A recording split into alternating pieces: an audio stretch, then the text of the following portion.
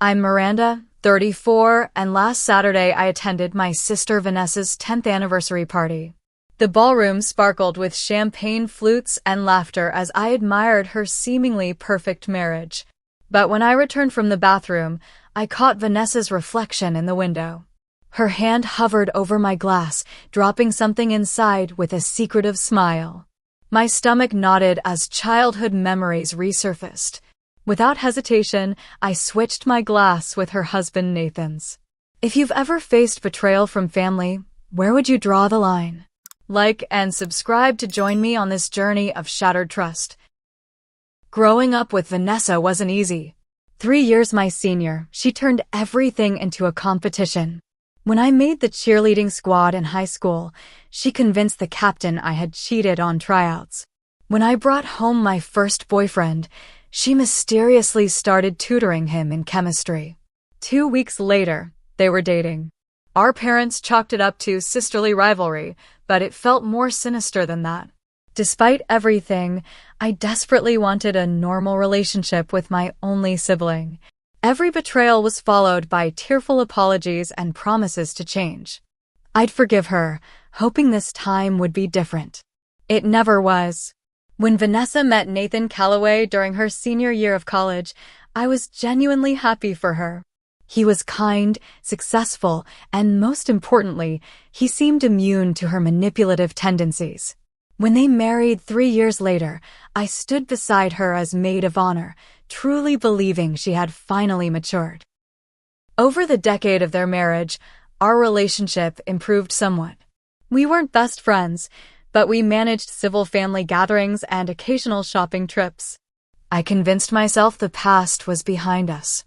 Last month, I received a beautifully embossed invitation to their 10th anniversary celebration.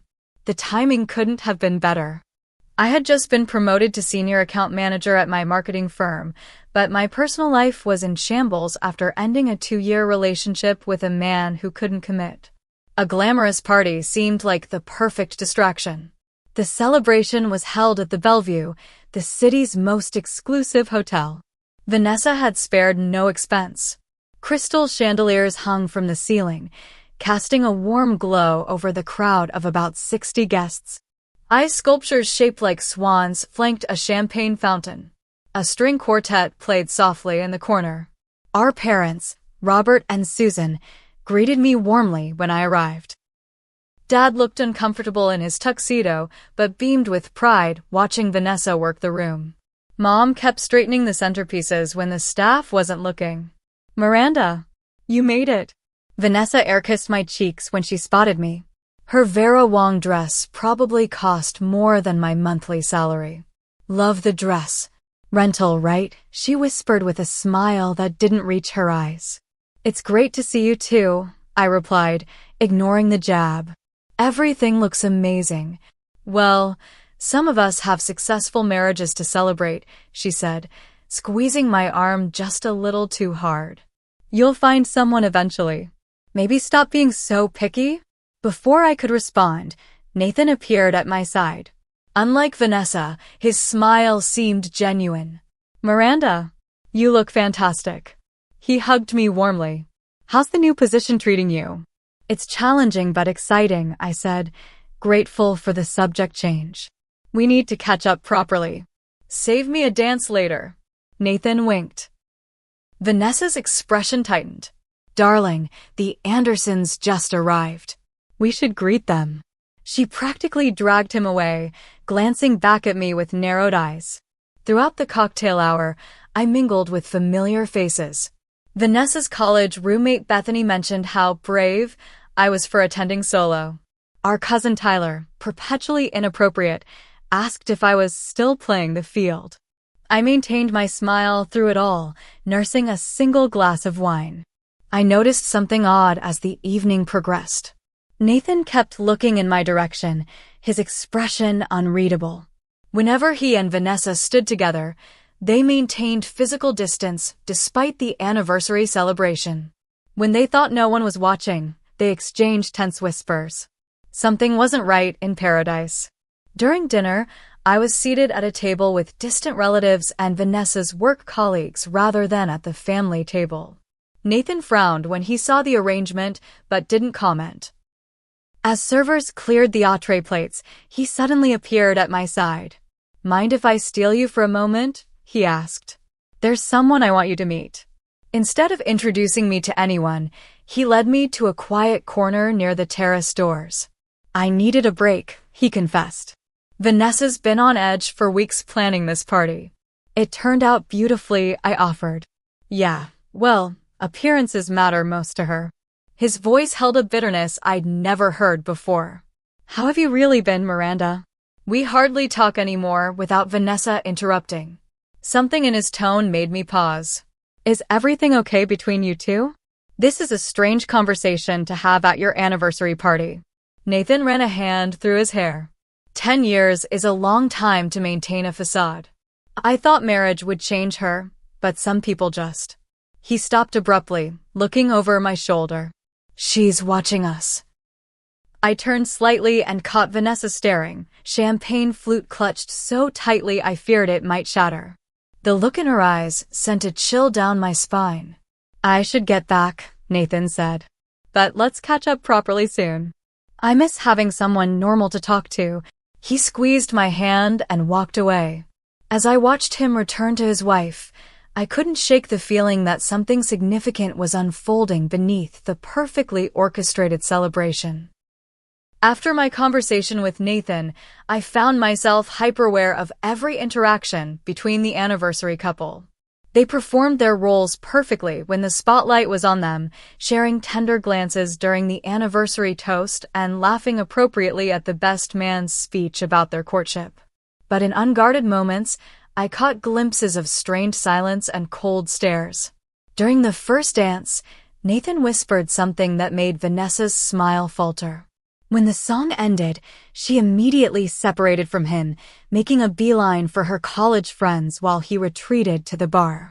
Curious, I casually positioned myself within earshot of Nathan's conversation with the bartender. "Make it a double," he requested, sliding his empty glass forward. "Rough night?" the bartender asked.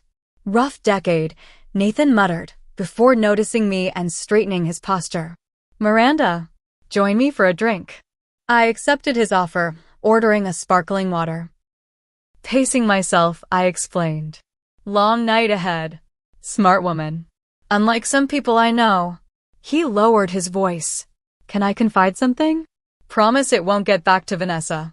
I nodded, intrigued. "This marriage is suffocating me. Has been for years." He stared into his scotch. "I've stayed for appearances, family expectations, our shared business interests. But lately, I've been wondering if any of that is worth the constant walking on eggshells." "Have you tried counseling?" I asked, genuinely concerned. 3 different therapists. Each time, Vanessa charms them completely, then refuses to go back when they eventually suggest she might contribute to our problems. He shook his head. "You know how she is better than anyone. The woman the world sees isn't the real Vanessa." The conversation felt inappropriate yet irresistible. "Why are you telling me this?" "Tonight of all nights. Because you're the only person who might actually understand. You grew up with her." Nathan leaned closer. "Last month, I mentioned maybe separating for a while. Just to clear my head." She went ballistic, then suddenly turned eerily calm and suggested this anniversary party instead. Said we needed to remember why we fell in love. A tap on my shoulder interrupted us. Vanessa stood there, her smile tight. What an intense conversation.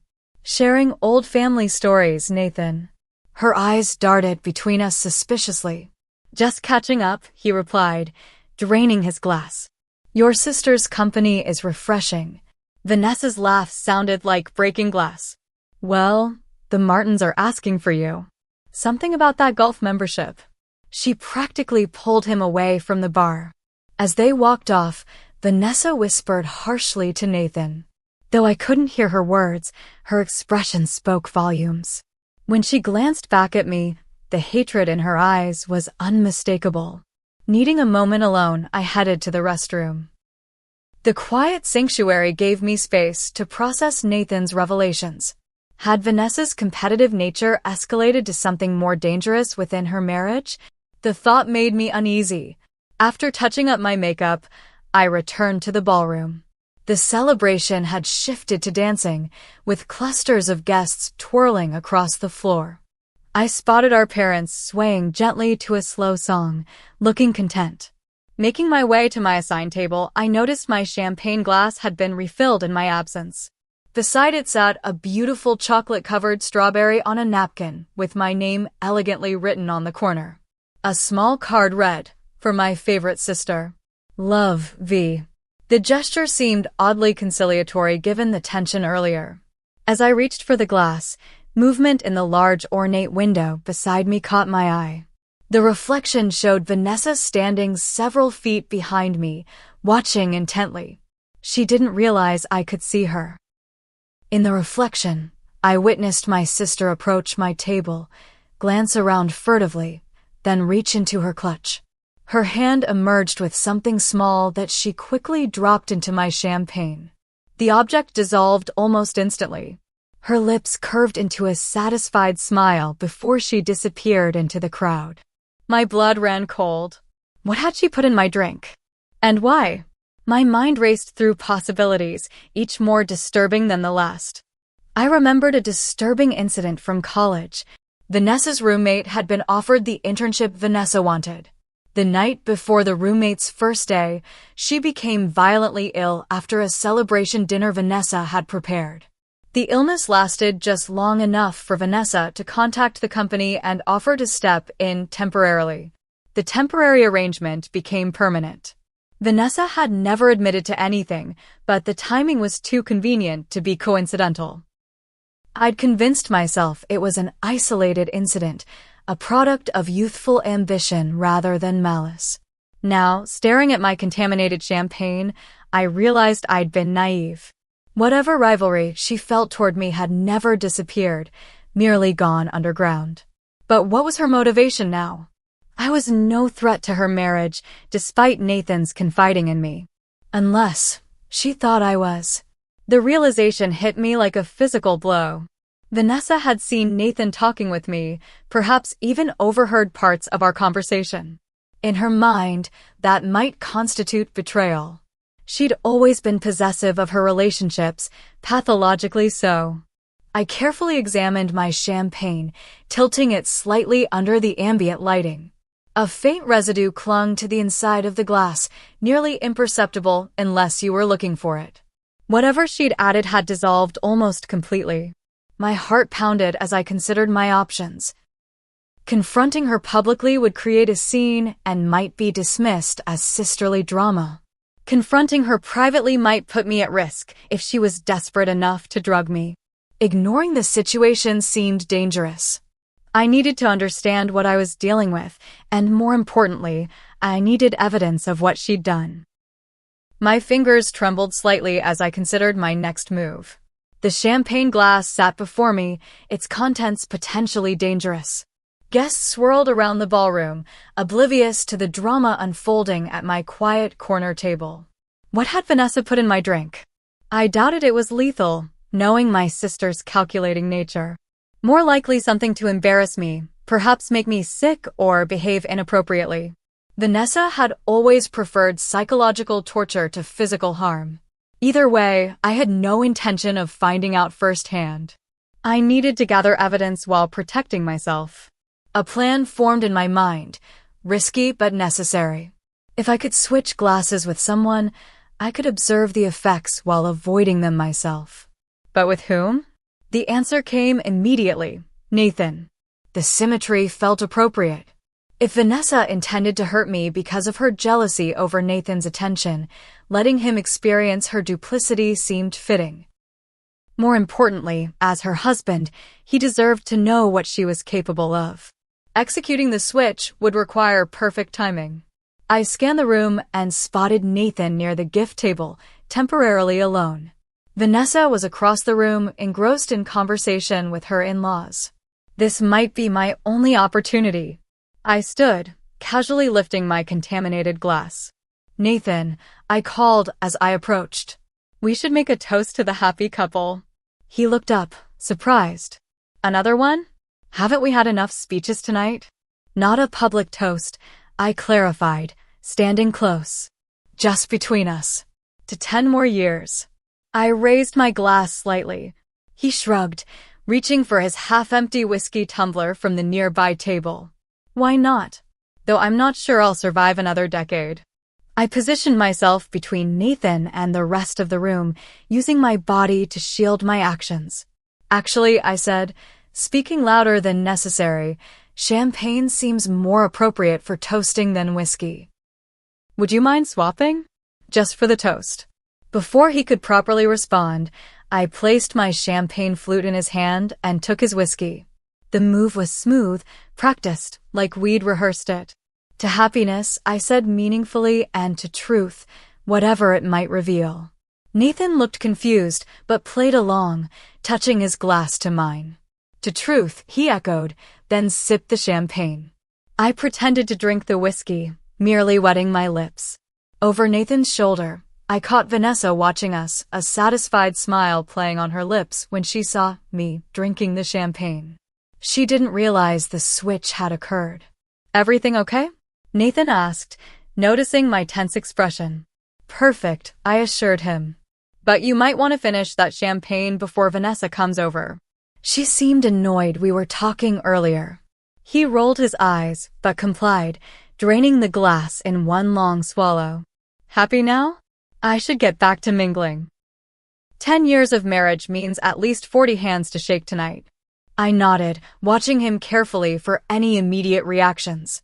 Nothing yet. Thanks for humoring me. As Nathan walked away, I discreetly set his whiskey down on a passing server's tray, unwilling to consume anything that had been unattended at this party. Vanessa approached me almost immediately. Enjoying yourself? She asked, her voice honey-sweet while her eyes assessed me for signs of whatever she expected. Absolutely, I replied evenly. Your husband was just keeping me company. Such a thoughtful man. A flash of anger crossed her features before she controlled it. Yes, Nathan's always been overly accommodating to everyone. A weakness of his, really. I wouldn't call kindness a weakness, I countered. Vanessa's smile turned predatory. You seem remarkably steady on your feet. Champagne, not to your liking. The confirmation of her intentions sent ice through my veins. It was delicious. Nathan thought so too when we traded drinks for our toast. For a split second, genuine confusion replaced her smug expression.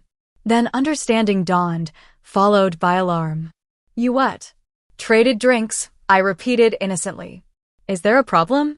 You had no right, she hissed, her composure cracking. You don't understand what you've done. Actually, I think I understand perfectly, I replied, keeping my voice level. The question is, does Nathan? Vanessa's face paled. Her eyes darted across the room, locating her husband who was now talking with our parents. This isn't over, she warned before hurrying away. I maintained my calm exterior while processing what had just happened. Vanessa had confirmed my suspicions without realizing it. Now I needed to watch carefully to understand what I'd saved myself from and what Nathan would experience instead. Over the next 30 minutes, I observed subtle changes in Nathan's behavior. His movements became less coordinated. He loosened his tie, complaining of heat. During a conversation with my father, he lost his train of thought mid-sentence. When the band played a popular dance song, he enthusiastically joined the dance floor, his movements uncharacteristically uninhibited. Vanessa hovered nearby, repeatedly trying to steer him toward the exit. Darling, you're tired. We should thank everyone and leave, I overheard her saying. Nonsense. Nathan replied too loudly. I'm having a wonderful time. First time tonight, actually. He twirled away from her, rejoining the dancing crowd. I maintained a safe distance, watching the situation unfold while considering my next steps. Whatever Vanessa had used wasn't immediately debilitating, but it was definitely affecting Nathan's inhibitions and coordination. Combined with the alcohol he'd already consumed, the effects were amplifying quickly. Vanessa cornered me near the dessert table, her carefully crafted image fracturing. What have you done? She demanded, voice quivering. I didn't do anything, I replied calmly. I simply avoided drinking whatever you put in my glass. Nathan, unfortunately, wasn't so lucky. You saw nothing, she insisted, desperation evident. I saw everything, Vanessa. The reflection in the window showed you quite clearly. Her expression hardened. It was just a mild sedative. To help you relax. You've been so tense lately. A sedative? In my drink without my knowledge? That's assault, possibly worse if combined with alcohol. Don't be so dramatic, she scoffed. I was trying to help. You've been miserable since Jackson dumped you. The mention of my ex stung, but I refuse to be baited. We both know that's not true. You saw Nathan talking to me and jumped to conclusions. Your jealousy is pathological, Vanessa. Her eyes narrowed. He's my husband. You were hanging on his every word, looking at him with those sad, lonely eyes. Did you think I wouldn't notice? The truth of her distorted perception hit me. You seriously think I'm interested in Nathan? He's my brother-in-law. Men are easily manipulated by attention from new women, she spat. Even sisters. Before I could respond, a crash from the dance floor drew our attention. Nathan had stumbled into the gift table, sending carefully wrapped packages tumbling. His speech was slurred as he apologized profusely, attempting to right the fallen gifts, but making the situation worse. This is your fault, Vanessa hissed before rushing to damage control. I stood frozen, watching the scene unfold. My impulsive decision had created consequences I hadn't fully anticipated. As concerned murmurs spread through the crowd, I realized the night was about to implode spectacularly. The elegant anniversary celebration deteriorated rapidly after Nathan's collision with the gift table. At first, guests assumed he'd simply had too much to drink, an embarrassing but forgivable offense at his own party. Vanessa managed to guide him to a chair, whispering fiercely in his ear while maintaining a strained smile for onlookers. Just need some water, Nathan announced loudly, his words running together. Feeling weird all of a sudden, our father approached, concern etched on his face. Everything all right, son? Perhaps some fresh air would help. Nathan attempted to stand but swayed dangerously. Room spinning. Wasn't even drinking much. His confused gaze found me across the room. Miranda? When did you get a twin? A ripple of uncomfortable laughter moved through the nearby guests. Vanessa's face flushed with humiliation as she struggled to maintain control of the situation. Darling, you're exhausted. We should call it a night, she urged, trying to help him up. Nathan shook his head vigorously, nearly toppling over. No, don't want to go home with you. You're always watching, controlling. His voice had risen, drawing more attention. Mortification flashed across Vanessa's features. Nathan, please. You're not yourself. Maybe I am myself. First time in years without the mask, he slurred, gesturing wildly. 10 years pretending. I'm tired of pretending. Guests began exchanging concerned glances. The band awkwardly continued playing, though many had stopped dancing to watch the unfolding drama. Nathan suddenly lurched to his feet. Need bathroom, he mumbled before stumbling in that direction. He made it halfway before collapsing against a waiter, sending a tray of champagne flutes crashing to the floor. Oh my God, gasped a woman nearby. Is he having a stroke? The question sent a wave of panic through the crowd. My mother rushed forward, her nursing background taking over. Nathan, look at me. Can you tell me what day it is? His response was unintelligible. Mom looked up at Vanessa. Has he taken any medication today? Mixed anything with alcohol? Vanessa shook her head, but her eyes betrayed her. They darted toward me momentarily, filled with accusation and fear. I think we should call an ambulance, Mom announced. Better safe than sorry. No. Vanessa protested too quickly. He's just had too much to drink. We don't need to make a scene. This is already a scene, Dad pointed out. The man can barely stand. As the argument continued, I approached Nathan, who was now sitting on the floor, back against the wall, eyes unfocused. I knelt beside him. Nathan, did you consume anything unusual tonight? Besides alcohol? He blinked slowly, trying to focus on my face. Just drinks. And that champagne. With you. After that, everything went sideways. Vanessa appeared at my side, practically pushing me away. Stop interrogating him. This isn't helping. Actually, it might help the paramedics to know what's in his system, I replied evenly. Her eyes widened in panic. There's nothing in his system. You're being ridiculous. By this time, the hotel manager had been alerted to the situation. We've called emergency services, he informed us discreetly. They should arrive shortly. Would you like to move Mr. Calloway somewhere more private? With help from 2 waiters, Nathan was relocated to a small conference room adjacent to the ballroom. The celebration effectively ended as concerned guests began gathering their belongings, whispering among themselves. My parents insisted on accompanying Nathan and Vanessa to the private room, with me following close behind. Once the door closed, providing privacy from curious eyes, Vanessa rounded on me. This is your fault, she accused.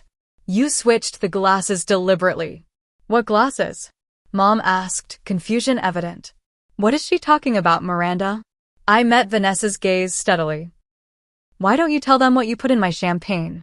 You did what? Dad's voice boomed in the small room. Vanessa's composure cracked entirely. It was just a mild sedative. Nothing dangerous. She's been so stressed lately, I thought it would help her relax and enjoy the party. You drugged your sister?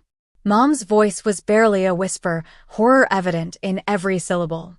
And then I switched our glasses, I admitted. I saw her do it in the reflection. I didn't know what it was, but I wasn't about to drink it. So you gave it to Nathan instead? Dad demanded, his disappointment now directed at me. I needed to know what she'd done, I explained. And he deserved to know what his wife is capable of. Nathan, still disoriented but following the conversation, looked up at Vanessa. You drugged her drink? Why would you do that? Vanessa's face crumpled. You were paying so much attention to her, confiding in her, looking at her the way you used to look at me. She's my sister-in-law, Nathan mumbled. I was just talking. It's never just talking with her, Vanessa insisted. She's always wanted what's mine. Always.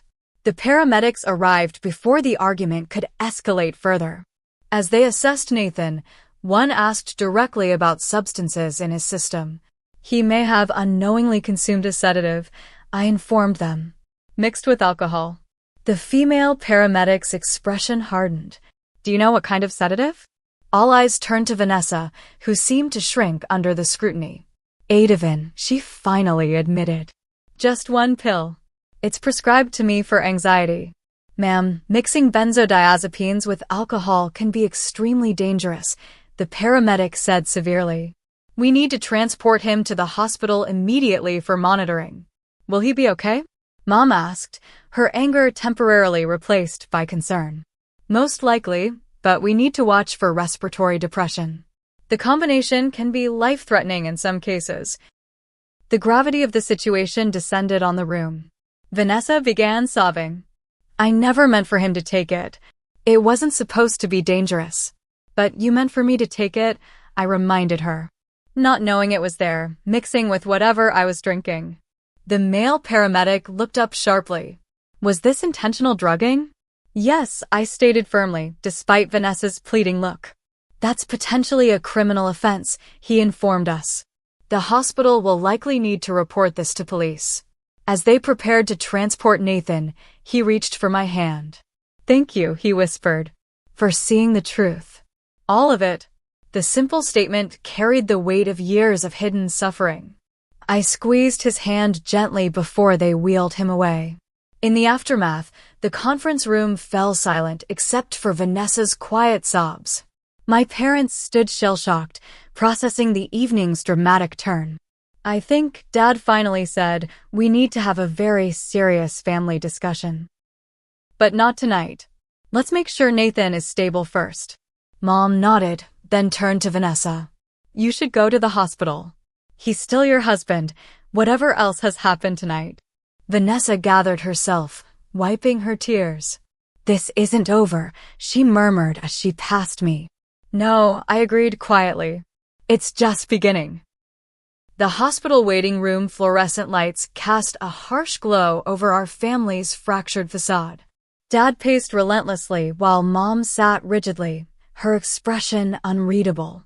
Vanessa had been permitted to join Nathan once the doctors began treatment, leaving me alone to face my parents' mixed emotions. I still can't believe what happened. Mom finally broke the silence. Both of you. My own daughters. I didn't drug anyone, I reminded her gently. No, but you deliberately gave a drugged drink to Nathan, Dad countered, stopping his pacing momentarily. You could have just poured it out. And then what? I asked. Vanessa would have denied everything. I needed proof of what she'd done. At what cost? Mom's voice cracked. Using Nathan as your guinea pig? The question stung because it contained a kernel of truth. I had made a split-second decision with potentially dangerous consequences. I didn't know what she'd used, I admitted. I assumed it was something to make me look foolish, not something potentially lethal when mixed with alcohol. Before my parents could respond, a doctor in blue scrubs approached. Family of Nathan Calloway?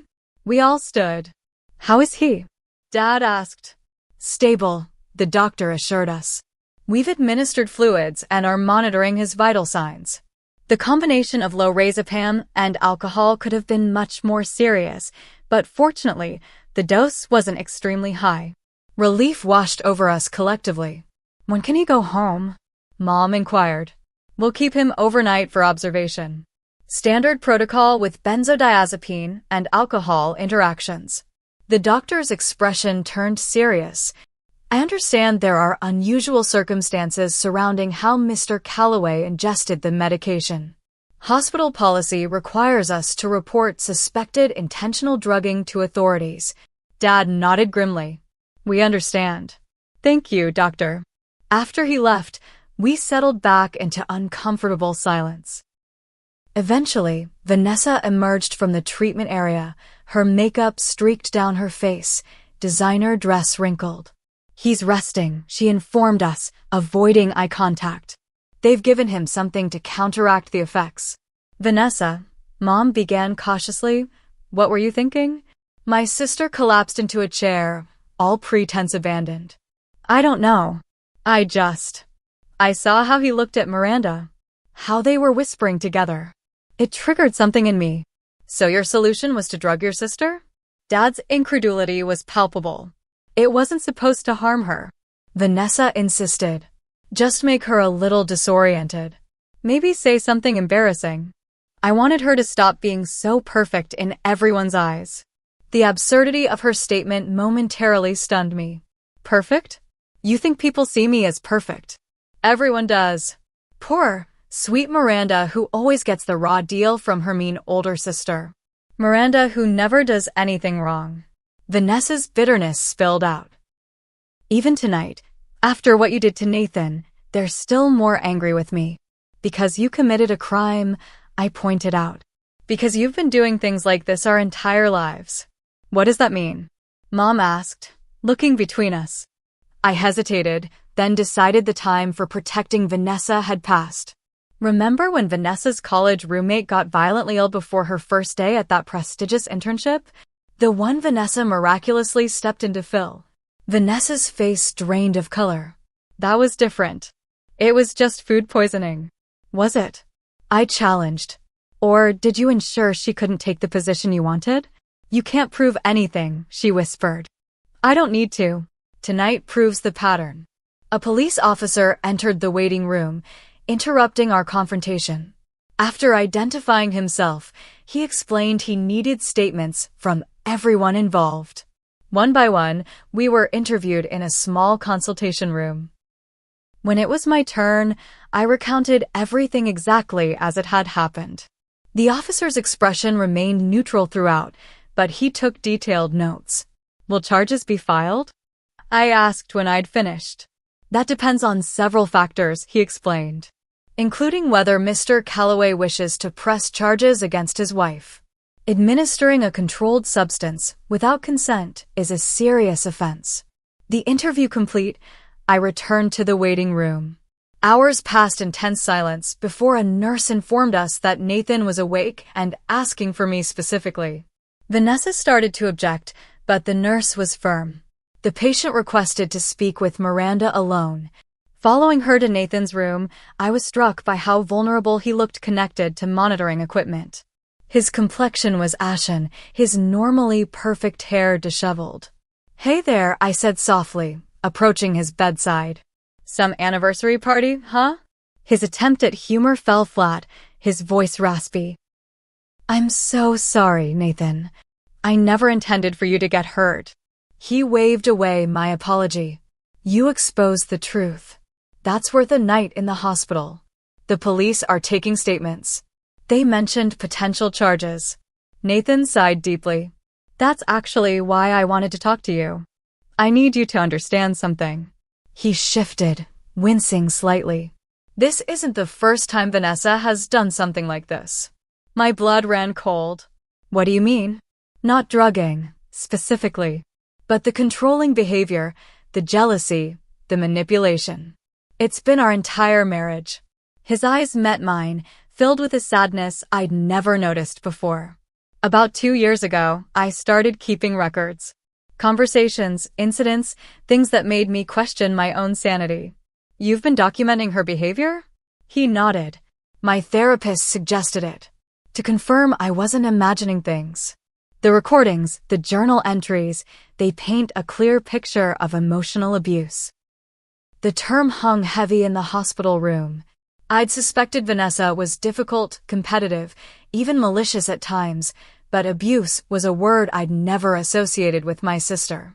"Why stay?" I asked quietly. "Fear, mostly. Not physical fear. Fear of failure, of public humiliation. Our finances are completely entangled through the business. And part of me still loves the woman I thought I married." He closed his eyes briefly. Tonight changed everything. She crossed a line that can't be uncrossed. A nurse entered to check his vital signs, temporarily halting our conversation. After she left, Nathan continued, his voice stronger. "I'm not going to press charges. Nathan, what she did was criminal. I know, but a public legal battle would destroy both our lives. What I am going to do is separate from her. Immediately." His determination was evident. "I wanted you to know because I'll need allies. People who understand what she's capable of." The weight of his trust settled on my shoulders. "Of course. Whatever you need." "Thank you." He squeezed my hand. "For seeing the truth.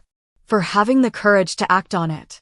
If you hadn't switched those glasses, I might have spent another decade in that marriage, slowly losing myself." As I left Nathan's room, the magnitude of the evening's revelations washed over me. My sister wasn't just competitive or jealous, she was potentially dangerous. The facade of her perfect marriage had completely shattered, revealing something darker beneath. In the waiting room, I found Vanessa alone, my parents having gone to find coffee. "How is he?" she asked, a complex mixture of emotions in her voice. "Awake. Talking. Reconsidering his entire marriage." She flinched at my bluntness. "Did he tell you he's going to press charges?" "No. But he did tell me he's leaving you." The color drained from her face. "He can't. We're partners in everything. The business, the house, our entire lives." "You should have thought about that before drugging my drink," I replied simply. Vanessa's eyes filled with fresh tears. "I didn't mean for this to happen." "You never do.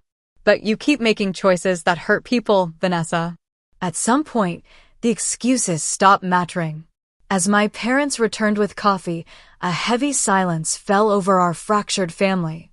The night's events had torn away any pretense of normalcy, exposing truths that could never be reburied. 1 week after the disastrous anniversary party, our family gathered at my parents' home. The invitation, delivered via my father's stern phone call, made attendance non-negotiable. Sunday dinner.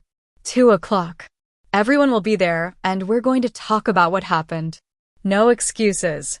The familiar suburban house felt different as I approached the front door. Childhood memories of running through the sprinklers with Vanessa, building blanket forts in the living room, and holiday celebrations filled with laughter seemed to belong to different people entirely. Mom answered my knock, enveloping me in a tight hug before ushering me inside. Your father's in the dining room. Vanessa's already here. The formal dining room, typically reserved for Thanksgiving and Christmas, signaled the gravity of the occasion. Dad sat at the head of the table, posture rigid. Vanessa occupied a chair to his right, eyes downcast. An untouched glass of water sat before her. Where's Nathan? I asked, noticing his absence. Not coming, Dad answered. This is family only today. We'll deal with the marriage situation after we address what happened between you two. I took a seat opposite Vanessa, maintaining a safe distance. Mom completed our square, settling beside me with a supportive pat on my arm. I've spent 58 years on this earth, Dad began, his professor voice in full effect. I've taught thousands of students, written books on conflict resolution, and counseled countless couples through difficult times. But never did I imagine I'd need to mediate between my own daughters over something like this. Vanessa stared at her hands folded in her lap. I maintained eye contact with Dad, accepting his disappointment without flinching. Vanessa, he continued, turning toward my sister. What you did was not only illegal but deeply disturbing. I need to understand why. My sister's carefully constructed facade had crumbled since the hospital. Without her designer clothes and perfect makeup, she looked smaller somehow, vulnerable. I don't have a good explanation, she admitted, voice barely above a whisper. Try, Mom encouraged, gentler than Dad, but equally firm. Vanessa took a shaky breath. I've always felt like I had to fight for everything. For attention, for success, for love. Nothing ever came easily to me the way it seemed to for Miranda. I started to protest, but Dad silenced me with a look. When I saw Nathan talking to her, something just snapped. Tears welled in Vanessa's eyes. Our marriage has been struggling for years. He's been distant, critical. When he looked at Miranda with such interest, such ease, I felt replaced. Again. So you decided to drug your sister? Dad's question hung in the air. I wasn't thinking clearly. I just wanted her to stop being so perfect for one night. To show everyone she isn't always the good one. Vanessa wiped at her tears. The pill was supposed to make her loopy, maybe say embarrassing things. I never intended for Nathan to take it instead. Whether Nathan or Miranda took it doesn't change your intent, Mom pointed out. You deliberately tried to harm your sister. I know, Vanessa whispered. I know it was wrong. I've been seeing a therapist every day this week. She thinks I may have borderline personality disorder with narcissistic features. The clinical terms seem to hang in the air between us. That might explain some of your behavior, but it doesn't excuse it, Dad said firmly. I understand that. I'm not asking for excuses. Vanessa finally looked up, meeting my eyes directly. Miranda, what I did was unforgivable. I've spent my life competing with you, resenting you, trying to take what you had instead of appreciating what I had. I'm truly sorry. In 34 years, I'd never heard Vanessa offer a genuine apology. Part of me wanted to accept it immediately, to return to the sisterly relationship I'd always craved. But another part, perhaps the wiser part, recognized this pattern. I appreciate your apology, I said carefully. But I need more than words this time, Vanessa.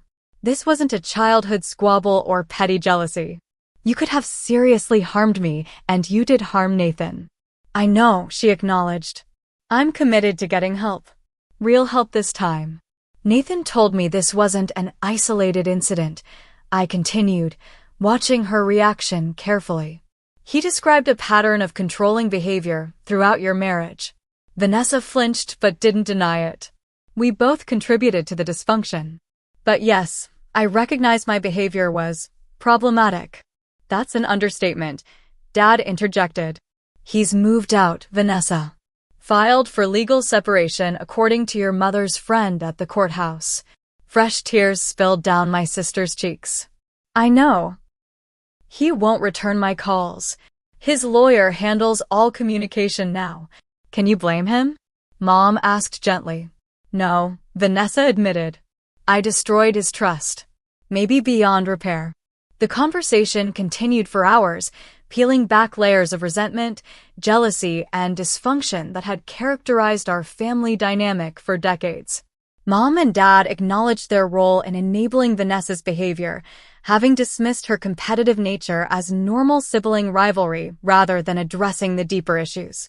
As the afternoon sun began to set, casting long shadows across the dining room, I finally voiced the question that had been forming throughout our conversation. Where do we go from here? Dad leaned back in his chair, exhaustion evident in his features. That depends on all of us, but especially you two. Vanessa looked at me tentatively. I'd like to rebuild if you're willing. I understand if you're not. For the first time in our adult lives, I saw genuine vulnerability in my sister's eyes. Not manipulation, not calculation, just raw emotional honesty. I can't pretend this never happened, I told her.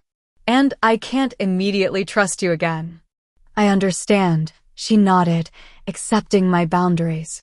But I continued, I'm willing to try family therapy, to see if there's something worth salvaging between us. Relief washed over Vanessa's face. Thank you. That's more than I deserve. It's not about deserving, I clarified. It's about choosing to break unhealthy patterns instead of perpetuating them. As we prepared to leave, Vanessa approached me in the hallway. Nathan's lawyer delivered divorce papers yesterday, she confided. He's citing emotional abuse and the drugging incident. Are you contesting it? I asked, studying her reaction. She shook her head. No, he deserves his freedom. I just hope someday he can forgive me, even if we never reconcile. The admission surprised me. Perhaps the therapy was already having an effect. One day at a time, I offered, not quite ready for physical contact, but acknowledging her pain with a nod. As I drove home that evening, I reflected on how quickly life could change. 1 week ago, I'd attended what should have been a celebration of love and commitment. Instead, it had exposed decades of dysfunction and set us all on entirely new paths. Nathan had called me earlier that day, sounding stronger and more decisive than I'd ever heard him. He'd moved into a downtown apartment and was seeing his own therapist to process the relationship trauma. For the first time in years, I'm making my own choices, he'd told me. It's terrifying and exhilarating at the same time. I understood exactly what he meant. Setting boundaries with Vanessa, refusing to minimize her actions, felt like reclaiming pieces of myself I hadn't realized were missing. The road ahead would be difficult, but at least it would be honest. 6 months passed before I agreed to meet Vanessa one-on-one. We chose neutral territory, a quiet cafe downtown, each arriving separately. I spotted her at a corner table. Absent were the designer labels and perfect makeup that had once been her armor. Instead, she wore simple jeans and a sweater, hair pulled back in a casual ponytail. Thank you for coming, she said as I sat across from her. I wasn't sure you would. I almost didn't, I admitted. Our family therapy sessions are one thing, with Mom and Dad as buffers. This feels different. Vanessa nodded in understanding. I appreciate your honesty. That's something my therapist keeps emphasizing, the importance of truth even when it's uncomfortable. The months of intensive therapy had changed her in subtle but significant ways. The competitive edge that had defined her for decades had softened. She made eye contact differently now, more direct yet less challenging. How are you really doing? I asked, genuinely curious about her journey. Some days are better than others, she confessed. The diagnosis helped make sense of patterns I've struggled with my whole life. Borderline personality disorder explains the emotional instability, the fear of abandonment, the black and white thinking. but understanding it is just the first step. And the treatment? Dialectical behavior therapy twice weekly. Medication for anxiety. A lot of journaling. She stirred her tea absently, learning to sit with uncomfortable emotions instead of immediately reacting to them. It's the hardest thing I've ever done. I nodded, acknowledging her efforts. And the divorce? A flash of pain crossed her features. Finalized last month. Nathan was fair in the settlement, more than fair considering everything. We sold the house, divided the business assets. Clean break. Do you still talk to him? Only through lawyers, by his choice. I respect that boundary now. Vanessa looked up, meeting my eyes directly. He's seeing someone new. Did you know? I hesitated before answering truthfully. Yes, we've kept in touch. Coffee every few weeks. Rather than the jealous reaction I might have expected before, Vanessa simply nodded. Good. He deserves happiness. I'm glad he has a friend who understands what he went through. The simple statement, delivered without resentment, illustrated how much had changed. What about you? She asked. Mom mentioned you're dating someone? Early stages, I confirmed. His name is Daniel. Elementary school principal. Completely different from anyone I've dated before. Different how? I considered the question. Emotionally available. Direct about what he wants. No games. I smiled slightly. He has healthy boundaries, which I'm learning to appreciate more and more. That's really great, Miranda. You deserve that kind of relationship. The sincerity in her voice touched something in me.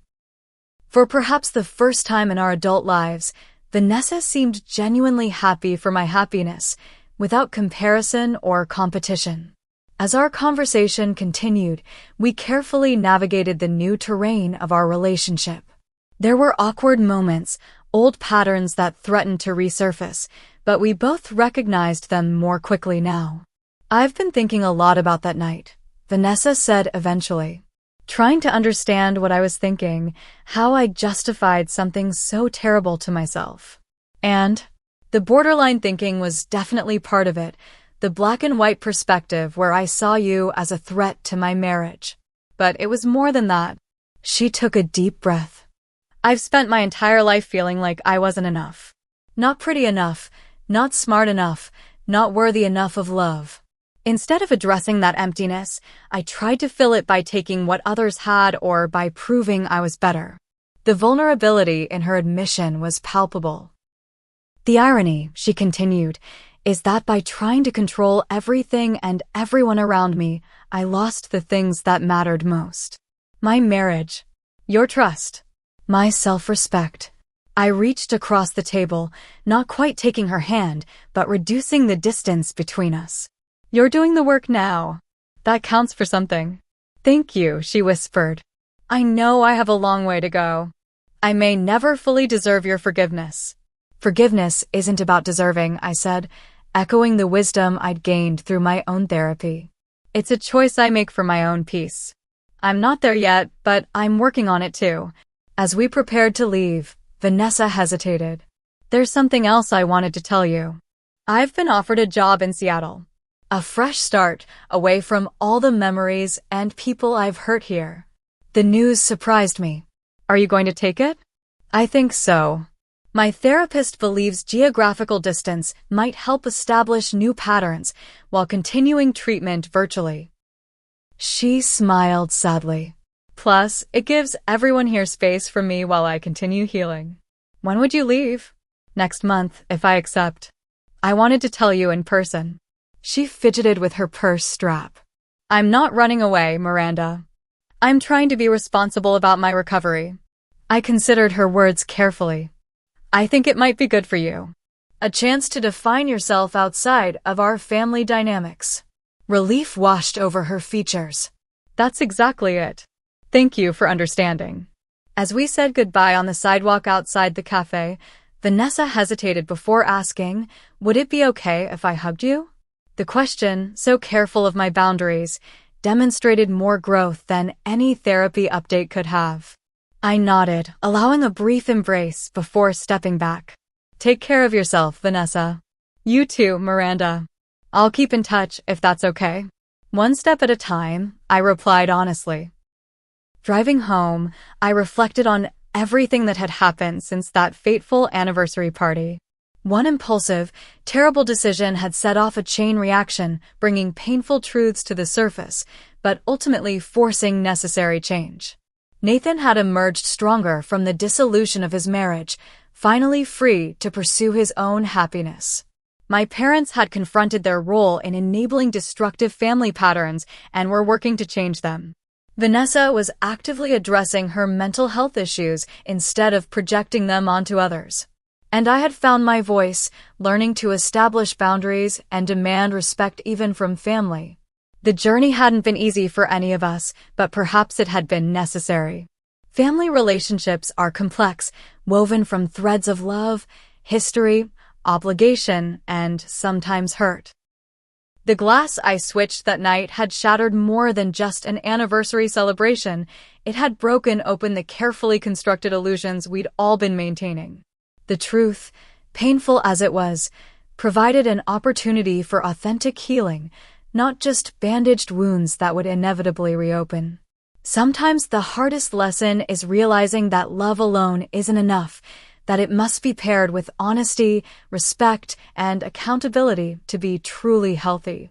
As Vanessa embarks on her new life in Seattle, and I continue building mine here, I wonder if true forgiveness will eventually be possible.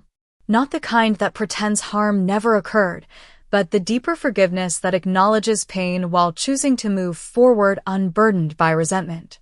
I don't have that answer yet, but I'm open to discovering it, one day at a time. Has someone in your family ever betrayed your trust in a way that forced you to reevaluate your entire relationship? How did you navigate that difficult terrain? I'd love to hear your stories in the comments below. Don't forget to subscribe if this resonated with you and share with someone who might need to hear that setting boundaries with family is not only okay, but sometimes necessary for everyone's healing. Thank you for listening to my story, and remember that even the most painful experiences can lead to unexpected growth when we face them with courage and honesty.